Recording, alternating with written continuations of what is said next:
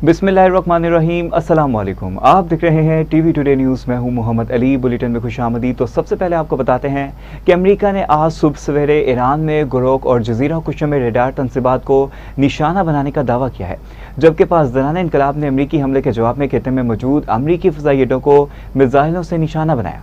अमरीकी सेंटकॉम ने कहा है कि अमरीकी तैयारों ने मुबैना तौर पर दागे गए 4 ईरानी ड्रोन्स के जवाब में कार्रवाई की है। अमरीकी फौज ने तमाम ईरानी ड्रोन्स को मार गिराया। अमरीकी सेंटकॉम ने दावा किया है कि आपने हर्मस और खलीजी ममालिक की तरफ दागे गए मुतअद्दिद बैलिस्टिक मिसाइल और ड्रोन्स को रोका। हमले में किसी अमरीकी एहलकार को नुकसान नहीं पहुंचा। ईरानी खबर एजेंसी ने यह कहा है कि अपने हर्मस के करीब अमरीकी बहरी जहाज़ों की मौजूदगी पर वार्निंग फायर किए गए थे। ईरानी पासदाराना इनकलाब का कहना है कि अमरीकी हमले के जवाब में खित्ते में अमरीकी अड्डों को निशाना बनाया, जबकि 4 टैंकरों पर फायरिंग की जो बगैर इजाज़त अपने हर्मस अबूर करने की कोशिश कर रहे थे। ताहम पासदाराना इनकलाब का कहना है कि अमरीकी कार्रवाइयाँ जारी रहीं तो अब नए हर्मस मुकम्मल तौर पर बंद कर दी जाएगी। अब नए हर्मस की मुकम्मल बंदिश का जिम्मेदार अमरीका होगा। अमरीकी फौज के मुताबिक ईरान ने 7 मिसाइल दागे, जिनमें से 6 रोक लिए गए, 7वां हदफ तक नहीं पहुंच सका। कुवैत की सरकारी खबरसां एजेंसी कोना ने मुल्क की मुसल्लह अफवाज के हवाले से रिपोर्ट किया है कि कुवैत का फ़ज़ाई दिफाई निज़ाम हमला आवर मिसाइलों और ड्रोन्स को रोक रहा है। ताहम अमरीकी फ़ौज ने ऐलान किया है कि बगैर परचम वाले ड्राउनिया नाम एक ऐसे तेलबरदार बहरी जहाज़ को बहरे हंद में रोक कर तलाशी ली गई जिस पर पाबंदियाँ आई थीं। दूसरी तरफ बहरीन के वजारत दाखिला ने ऐलान किया है कि खतरे के सायरन बजाए गए और मुल्क में फ़ज़ाई इंतबाह जारी कर दिया गया है।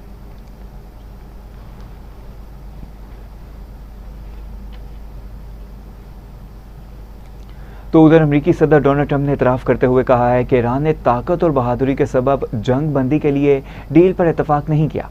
अमरीकी सदर डोनाल्ड ट्रंप ने दावा किया है कि ईरान के मिसाइल ज़खायर में नुमाया कमी आ चुकी है और इसके पास बिलाखिर मुआहदा करने के सिवा कुछ रास्ता नहीं। NBC न्यूज़ को दिए गए एक इंटरव्यू में सदर ट्रंप ने कहा कि ईरान के पास अब सिर्फ 21 से 22% मिसाइल बाकी रह गए हैं। उनका कहना था कि ईरान ऐसे इकदाम करने पर मजबूर होगा जिनका इसने कभी तसव्वुर नहीं किया था। सदर ट्रंप ने कहा है कि जारी तनाज़े और इसके हल में वक्त लगता है और ऐसे मामला फौरी तौर पर हल नहीं किए जाते।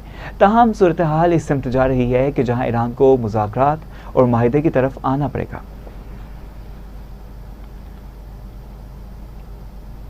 Dealt with very weak and ineffective leadership on behalf of the United States and other countries, frankly, that allowed them to get away with murder. And I think they can't believe they're in the situation where they've been virtually decapitated. There are things they never thought they'd be doing that they're going to have to do. They've got no choice.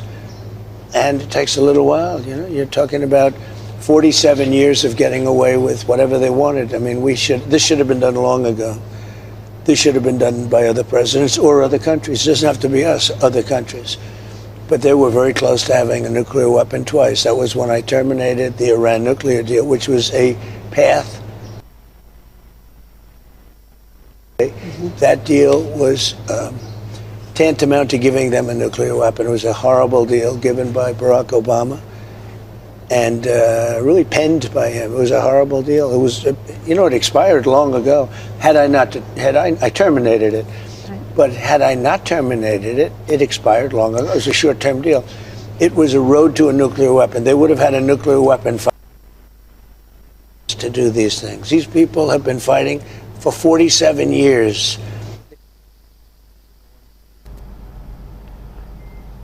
ईरानी वज़ीर ख़ारजा Abbas Araghchi ने इंकशाफ किया है कि Ayatollah Khamenei पर हमले के वक्त इसी दफ्तर में था और मुझे मलबे के नीचे से निकाला गया। अपने एक बयान में अब्बास अराग़ची ने बताया है कि ईरानी सुप्रीम लीडर और अमरीकी सदर की मुलाकात हकीकत पसंदाना नहीं।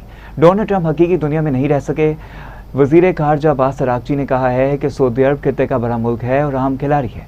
ईरान सऊदी अरब मिलकर खित्ते में अमन, इस्तेकाम और तरक्की ला सकते हैं। उन्होंने मज़ीद कहा है कि ईरान हमेशा सऊदी अरब के साथ ताल्लुकात को अहमियत देता रहा है। उधर रूसी मीडिया के मुताबिक इसराइल के 50 लड़ाका तैयारों ने आयतुल्लाह ख़ामेनी के दफ्तर पर हमला किया था।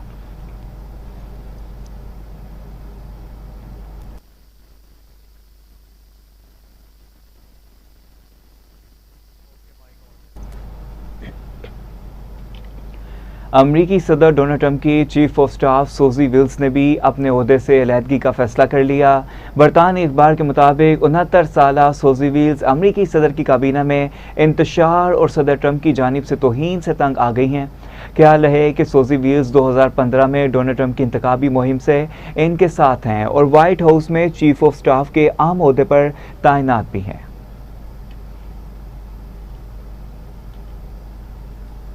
अमरीकी तवानाई के वजीर क्रिस रॉयट ने कहा है कि पेट्रोल और डीजल की कीमतों में कमी बिल आखिर ईरान के साथ किसी हल पर मुनहसर हो सकती है ताकि अबनार हरमज़ के जरिए तेल की फ्राहमी में इजाफा हो सके।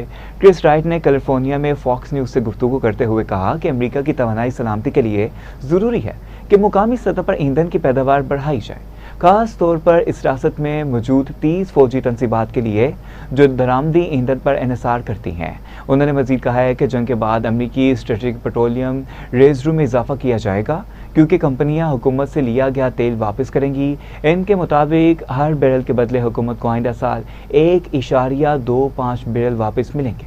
क्रिस राइट ने कहा है कि जंग के खात्मे के बाद तकरीबन 40 मिलियन बैरल तेल बगैर किसी इजाफे लागत के स्ट्रेटेजिक रिजर्व में शामिल किया जाएगा।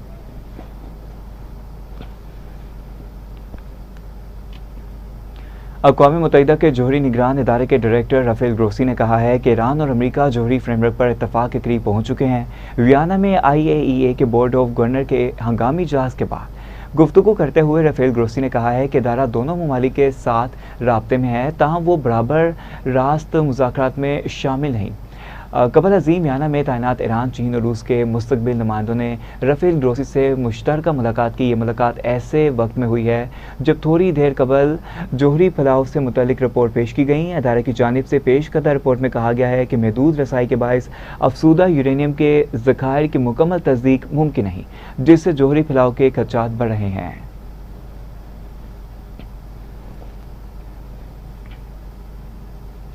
तो दूसरी जानिब ईरान ने अमरीका से मुज़ाकरात के दौरान मुंजमद असासों के 50% अजरा का मुतालबा कर दिया। ईरान के नायब वज़ीर ख़ारजा काज़िम गरीबाबादी ने ईरानी मीडिया से गुफ्तगू करते हुए कहा है कि मुआहदे पर दस्तखत के फ़ौरन बाद इन फंड्स का कम अज़ कम निसफ हिस्सा ईरान को दस्तयाब होना चाहिए। गरीबाबादी के मुताबिक बाकी रकम भी मुआहदे के 1 से 2 माह के अंदर जारी की जानी चाहिए। ईरान के मुताबिक इसके अरबों डॉलर के साथ से आलमी पाबंदियों के बायस मुख्तलिफ ममालिक के अकाउंट्स में मुंजमद हैं, जिनमें 1979 के यरगमाल बहरान से मुतल्लिक फंड्स भी शामिल हैं।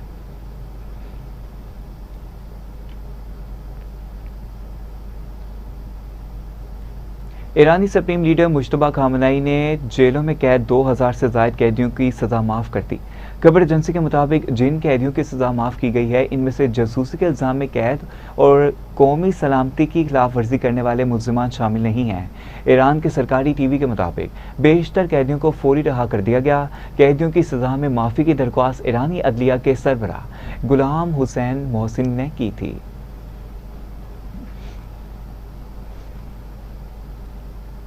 तो अब आपको बताते हैं कि गिलगित बल्तिस्तान में आम इंतखाबात के लिए वोटिंग कल होगी। गिलगित बल्तिस्तान के इंतखाबात के लिए 24 हलकों में 396 उम्मीदवार मैदान में हैं, जिनमें से 266 आज़ाद उम्मीदवार शामिल हैं। 7 खवातीन उम्मीदवार भी इलेक्शन में हिस्सा ले रही हैं। इंतखाबात के लिए 1368 पोलिंग स्टेशन कायम किए गए, जिनमें से 480 पोलिंग स्टेशन इंतहाई हसास, 350 हसास जबकि 457 नॉर्मल करार दे दिए गए।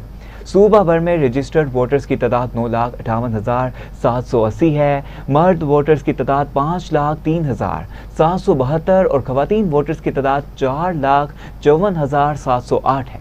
जबकि सूबाई इंतजामिया ने सिक्योरिटी की तैयारियां भी मुकम्मल कर ली। इलेक्शन प्रोसेस के दौरान 15,000 पुलिस एहलकार सिक्योरिटी के फराइज सरअंजाम देंगे।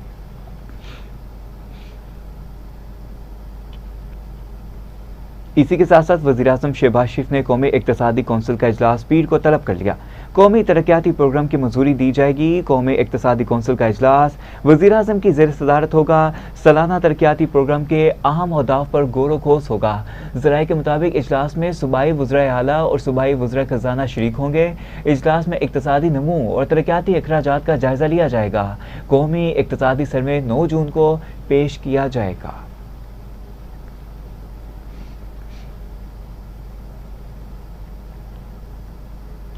Welcome back. अब आपको बताते हैं कि FIA ने मुल्क भर में financial action task force desk कायम करने का फैसला कर लिया। FIA हुकाम के मुताबिक DG FIA की जानिब से डेस्क क्याम के लिए तमाम एडिशनल DG और जोनल डायरेक्टर को हुक्मनामा जारी कर दिया गया है। आपको बताते चलें कि हुक्मनामा जारी कर दिया गया है, जबकि FIA के इस डेस्क के जरिए 6 मुख्तलिफ अहदाफ बारे इकदाम की तफसीलात भी इकट्ठी की जाएंगी। इसी पर जानेंगे नुमाइंदा इस्लामाबाद राना यमीन से। जी आगाह कीजिएगा। जी बिल्कुल, FIA ने मुल्क भर में financial action task force desk कायम करने का फैसला कर लिया है। FIA हुकाम के मुताबिक DG FIA की जानिब से डेस्क के काम के लिए तमाम एडिशनल DGs और जोनल डायरेक्टर्स को हुक्मनामा जारी किया गया है। FIA के इस डेस्क के जरिए 6 मुख्तलिफ अहदाफ बारे इकदाम की तफसीलात इकट्ठी की जाएंगी और ये तफसीलात मुमकिना तौर पर रवा साल की आखिरी समाही में FATF की बामी एवेल्यूएशन में पेश की जाएंगी। हुकाम के मुताबिक अहकामात में तमाम विंग्स और जोन को FATF की टास्क पर मुकम्मल अमल दरामद की भी हिदायत कर दी गई है, जबकि नामजद फोकल पर्सन के जरिए जारी अहकामात पर 7 रोज में अमल दरामद करने का भी कहा गया है और रिपोर्ट DG को पेश करने की हिदायत की गई है। हुकाम का कहना है कि FATF डेस्क के लिए 7 TOR पर मबनी प्रोफार्मा भी अहकामात के साथ मुंतखब किया गया है। FATF के दिए गए टास्क में FIA समेत दीगर कानून नाफिज करने वाले अदारों को लाजमी अमल दरामद करना होगा। जी, जबकि FATF के दिए गए टास्क पर FIA समेत दीगर कानून नाफिज करने वाले इदारों को लाजमी अमल दरामद करना होगा। नुमाइंदा इस्लामाबाद राना यमीन हमें अपडेट करे थे, आपका शुक्रिया। FIA anti corruption circle Peshawar का नादरा सेंटर 4 सदा पर छापा मारते हुए नादरा एहलकारों को गिरफ्तार कर लिया। Deputy director FIA anti corruption circle Peshawar Rana Shahid Habib की हिदायत पर कार्रवाई की गई, जबकि FIA टीम ने छापा असिस्टेंट डायरेक्टर अब्दुल कयूम की निगरानी में मारा। कार्रवाई में गैर मुल्की और अफगान बशिंदों को कौमी शनाख्ती कार्ड जारी करने के इल्ज़ाम में नादरा एहलकार को गिरफ्तार कर लिया गया। अलावा जी असिस्टेंट डायरेक्टर नादरा वकार अहमद, अताउल्ला जान, अहमद रजा, सजाद अली को भी गिरफ्तार कर लिया गया। ज़राए के मुताबिक मुलजिमों के कब्जे से दस्तावेजात और दीगर अहम शवाहिद बरामद कर लिए गए। गिरफ्तार एहलकारों के खिलाफ मुकदमा दर्ज करके तहकीकात का आगाज भी कर दिया गया। ताहम वकार अहमद खान मुतअद्दिद मुकदमात में इंक्वायरियों में भी ज़ेर तफ्तीश रहे हैं, जबकि FIA तर्जमान के मुताबिक मजीद सहूलत कारी की गिरफ्तारी के लिए मुख्तलिफ छापे मारे जा रहे हैं। इसी पर जाने के ब्यूरो चीफ पेशावर मोहम्मद मुनीर से। जी आगाह कीजिएगा।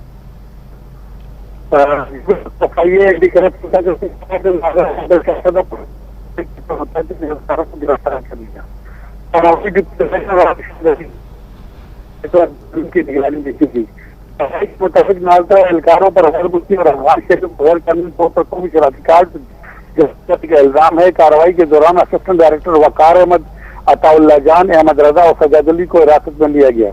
हुक्काम के मुताबिक मुलजिमान के कब्जे से अहम दस्तावेजात और शवाहिद भी बरामद हुए हैं। गिरफ्तार एहलकारों के खिलाफ मुकदमा दर्ज करके मजीद तफ्तीश शुरू कर दी गई है। FIA तर्जुमान का कहना है कि इस नेटवर्क में शामिल दीगर मोहम्मद मुनीर, बहुत शुक्रिया आपका अपडेट करने का।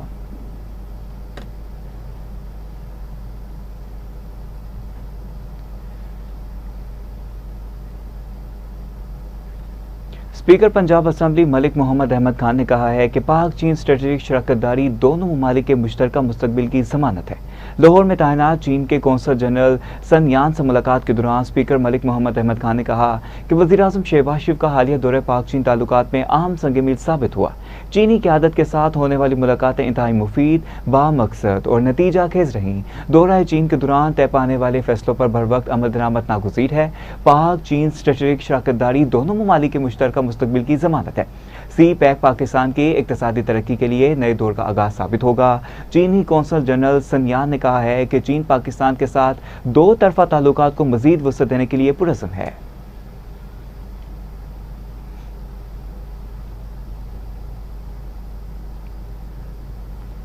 भारतीय फौज की रियासती दहशतगर्दी पर मबनी ऑपरेशन ब्लू स्टार को 42 साल मुकम्मल हो गए और इस ऑपरेशन से मुतासरा सिख बरादरी आज भी इंसाफ की मुंतज़िर है। ऑपरेशन ब्लू स्टार का आगाज़ 1 जून 1984 को गोल्डन टेम्पल पर भारतीय फौज के हमले से हुआ था। जिसे सिख बरादरी अपनी तारीख के अलमनाक तरीन वाक़यात में शुमार करती है।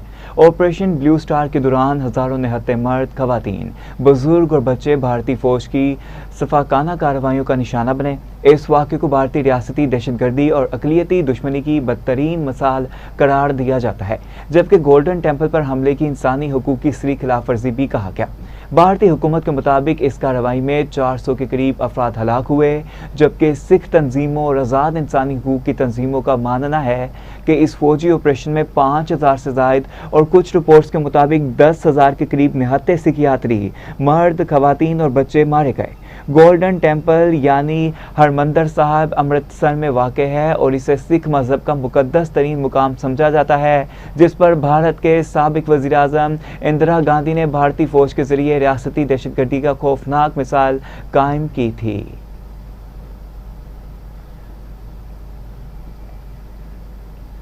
पंजाब बजट 2026-27 में किसानों के लिए खुशखबरी आ गई। ग्रीन ट्रैक्टर, किसान कार्ड और सोलर ट्यूबवेल मंसूबों के लिए अरबों रुपए मुख्तस कर दिए गए। पंजाब हुकूमत ने ज़रूरी शोबे के लिए अरबों रुपए के नए मंसूबों का ऐलान कर दिया है।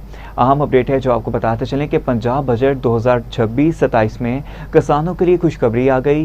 ग्रीन ट्रैक्टर, किसान कार्ड और सोलर ट्यूबवेल मंसूबों के लिए अरबों रुपए मुख्तस कर दिए गए। पंजाब हुकूमत ने ज़रूरी शोबे के लिए अरबों रुपए के नए मंसूबों का ऐलान कर दिया है। इसी पर जानेंगे deputy bureau chief Lahore Asif Iqbal Chaudhary से। जी आगाह कीजिएगा। हाँ जी बिल्कुल, पंजाब हुकूमत ने माली साल 2026 और 27 के बजट में ज़री शोबे को तरक्की और किसानों की खुशहाली और ज़री पैदावार में इजाफे के लिए अरबों रुपए के मतअद्दद तरक्याती मनसूबे की तजवीज़ कर दी है। बजट दस्तावेज़ात के मुताबिक फेज 2 प्रोग्राम, सोलर ट्यूबवेल और जदीद ज़री मशीनरी, ज़री तहकीक और वैल्यू एडिशन मंसूबों पर खसूसी तवज्जो दी गई है। हुकूमत ने किसान कार्ड फेज 2 के लिए 10 अरब रुपए मुख्तस करने की तजवीज़ दी है, जबकि पंजाब ग्रीन ट्रैक्टर प्रोग्राम के लिए 17 अरब 60 करोड़ रुपए रखने की सिफारिश की गई है। ज़री ट्यूबवेल के सोलराइजेशन के लिए 6 अरब 50 करोड़ रुपए मुख्तस करने की तजवीज़ शामिल है। बजट में जदीद ज़री मशीनरी फरोख के लिए 10 अरब 8 करोड़ रुपए का मनसूबा तजवीज़ किया गया है, जबकि आम स्ट्रेस फूड और आलू की प्रोसेसिंग जो वैल्यू एडिशन के मंसूबों के लिए मजमूई तौर पर 15 अरब रुपए मुख्तस करने की सिफारिश की गई है, ताकि ज़री बरामदात में इजाफा किया जा सके। ज़री ग्रेजुएट्स के लिए इंटर्नशिप प्रोग्राम के तहत 2 अरब 70 करोड़ रुपए मुख्तस करने की तजवीज़ दी गई है। शहरी इलाकों में फूड सिक्योरिटी को बेहतर बनाने के लिए जो इस वक्त हाइड्रोपोनिक सब्जियों की पैदावार के मंसूबों में भी बजट का हिस्सा है। ज़री तहकीक के फरोग के लिए 4 अरब रुपए से ज़ायद मुख्तस करने की सिफारिश की गई है, जबकि कपास की पैदावार बढ़ाने के लिए बहावलपुर डिवीजन में खसूसी मंसूबे शुरू करने का फैसला किया गया है। पंजाब क्लीन एयर प्रोग्राम के तहत ज़री मशीनरी की अपग्रेडेशन का अमल जो है जारी रखा जाएगा। जबकि पंजाब हुकूमत ने ज़रूरी शोबे के लिए अरबों रुपए के नए मंसूबों का ऐलान भी कर दिया है। Deputy bureau chief Lahore Asif Iqbal Chaudhary इस बारे में हमें अपडेट करे थे, आपका शुक्रिया। रुक करेंगे लाहौर का, जहां लाहौर हाईकोर्ट ने कमसन बच्चे से बदफेली के मुकदमे में मुजरिम की उम्र कैद की सजा बरकरार रखी है। लाहौर हाईकोर्ट ने मुल्तान बेंच का कमसन बच्चे से बदफेली के मुजरिम की अपील पर फैसला सुना दिया। अदालत ने बैनुल-अक़वामी मेडिकल रिसर्च और बदफेली के बाद जहनी कैफियत से मुतल्लिक भी रिसर्च पेपर को भी फैसले का हिस्सा बनाया है। फैसला जस्टिस तारिक सलीम शेख और जस्टिस अमजद रफीक ने मुजरिम इम्तियाज़ की अपील पर जारी किया। फैसले में लिखा गया है कि ट्रायल कोर्ट ने मुजरिम इम्तियाज़ को उम्र कैद और 50,000 रुपये जुर्माने की सजा दुरुस्त सुनाई है। मुजरिम इम्तियाज हुसैन के खिलाफ थाना भावलपुर पुलिस ने 2022 में मुकदमा दर्ज किया। मुद्दई के मुताबिक वो अपनी बीवी और बच्चों के साथ मेलसी शहर में गए। जारी करदा फैसले में मजीद बताया गया है कि मुद्दई के मुताबिक एक बेटा घर पर था। जब वो शहर से घर वापस पहुंचे तो मुलजिम इसके बेटे से बदफेली कर रहा था। मुजरिम ने अपने बेटे में बयान में कहा है कि इसकी मिठाई की दुकान है, इससे कैश दराज से बच्चा पैसे लेकर भागा। मुजरिम के मुताबिक इसने बच्चे को मारा, जिसके बाद इस पर झूठा इल्जाम आयद किया गया। मेडिकल और फोरेंसिक रिपोर्ट्स मुजरिम के खिलाफ आईं। मुजरिम को शक का फायदा नहीं दिया जा सकता। पुलिस को अनमोल पिंकी की गिरफ्तारी के मामले पर मुकदमात में तफ्तीश के लिए लाहौर लाने की इजाज़त मिल गई। पुलिस जराये के मुताबिक पुलिस ने महकमा दाखिला और अदालत से रुजू किया था। लाहौर में अनमोल उर्फ पिंकी के खिलाफ 5 मुकदमा दर्ज हैं। इकबाल टाउन, कोट लखपत, वहदत कॉलोनी, लियाकताबाद, गुजरपुरा थानों में पिंकी के खिलाफ मुकदमा दर्ज हैं। अनमोल उर्फ पिंकी की गिरफ्तारी के लिए इन्वेस्टिगेशन पुलिस जल्द कराची रवाना होगी। लाहौर पुलिस कराची जाकर वहां की अदालत में पिंकी को लाहौर लाए और मुकदमात शामिल तफ्तीश करने के लिए इजाज़त तलब करेगी। वाज़ेह रहे कि लाहौर में दर्ज नामजद मुकदमात में किसी एक मुकदमे में भी पिंकी को गिरफ्तार नहीं किया गया था।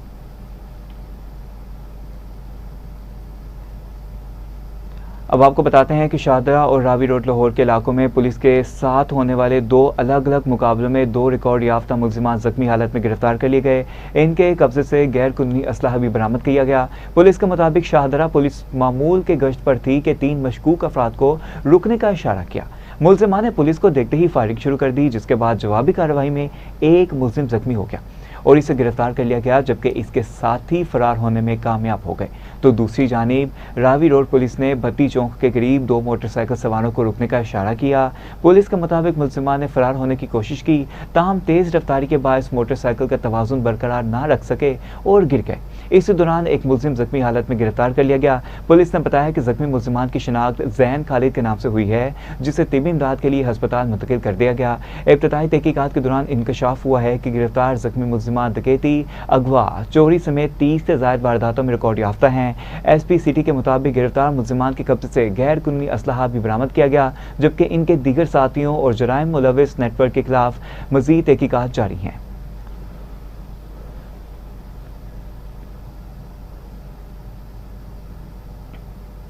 इसी के साथ साथ न्यूज़ स्टूडियो से फिल वक्त इतना ही। मोहम्मद अली को इजाज़त दीजिए। मजीद अहम खबरों की तफसीलात के लिए देखते रहिए TV टुडे न्यूज़।